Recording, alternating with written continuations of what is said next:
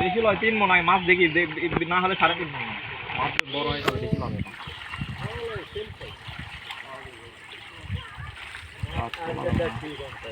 হ্যাঁ মাছ ঠিক আছে সব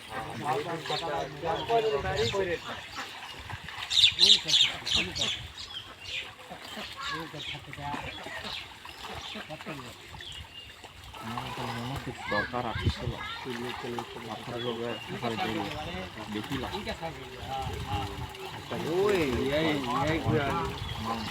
ছোট হবে আমার নেই আমার বড় পালতে দেরি লাগে বড় লাভ বড় লাভ 2 মাস ছাড়লে তাই